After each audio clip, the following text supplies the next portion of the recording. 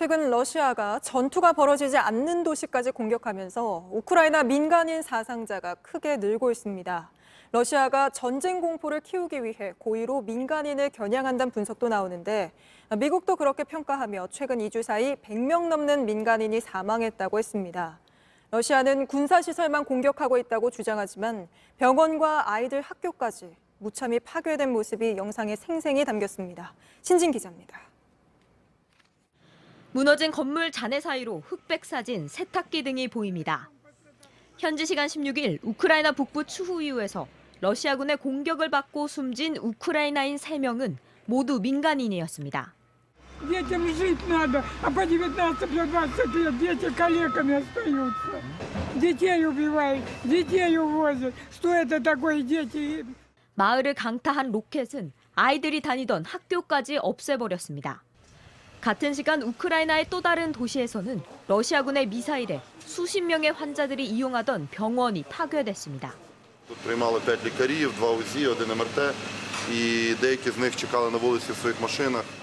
워싱턴 포스트는 미국 국방부 관계자를 인용해 지난 2주 동안 우크라이나에서 러시아군의 공격으로 100명에서 150명의 민간인들이 사망했다고 보도했습니다.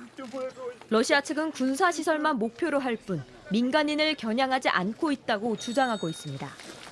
하지만 미국은 러시아가 최근 우크라이나 민간 시설을 고의로 공격하고 있다는 평가를 내린 것으로 알려졌습니다.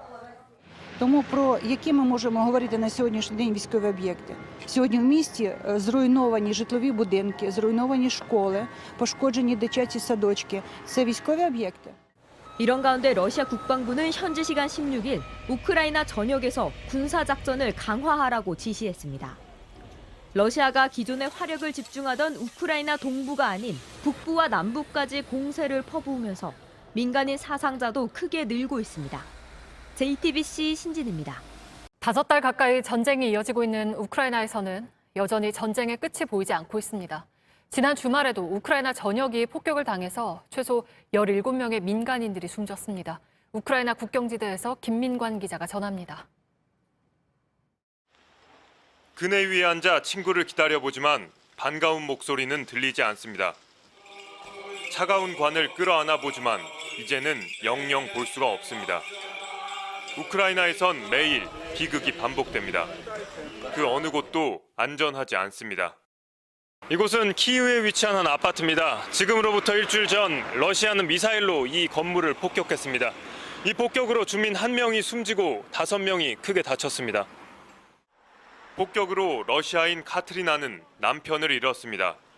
자신과 7살 딸은 무너진 벽돌 아래서 가까스로 구조됐습니다. Ми ж з сім'ями дружили. Тобто в мене донька такого ж віку, як Женя, їй також 7 років. Вони є подружками. Ось, і коли це все сталося, мені ще 많은 이들의 삶의 터전이 무너졌습니다. 300만 명이 넘는 시민들이 살기 위해 저마다의 고향을 떠나야만 했습니다. племянница моя. И когда попала именно в наш дом, в наш двор, потом в наш дом, трижды мы чуть ли не погибли за 5 часов времени. И мы бежали утром, мы не знали, ощущение было непередаваемое. Вот был страх, доедем ли мы куда-то. Мы не знали, куда следует поезд, и попадем ли мы вообще на этот эвакуационный поезд.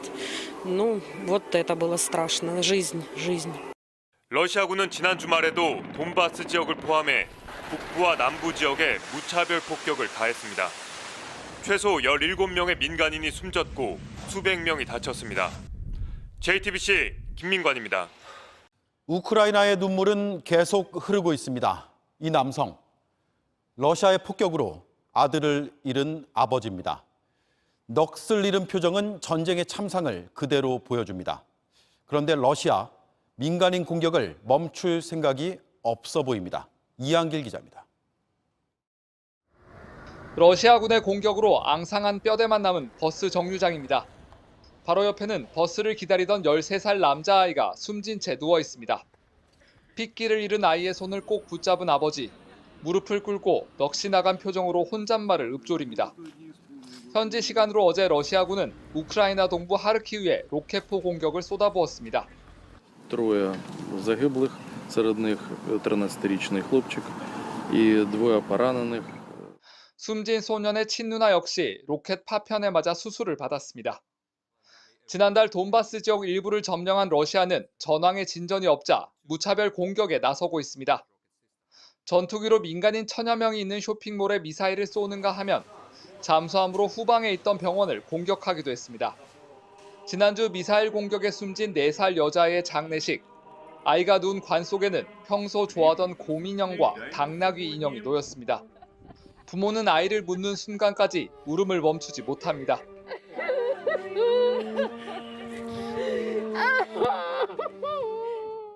전쟁 이후 처음으로 해외를 찾은 올레나 젤렌스카 우크라이나 대통령 영부인은 미국 의회에 지원을 호소했습니다. Бо ми хочемо, щоб кожен батько і кожна мати могли сказати своїй дитині. 하지만 러시아는 민간인 공격을 부인했습니다. 러시아는 또 우크라이나에 대한 서방의 무기 지원이 늘어날수록 공격은 더 거세질 거라고 으름장을 놨습니다. JTBC 이한길입니다.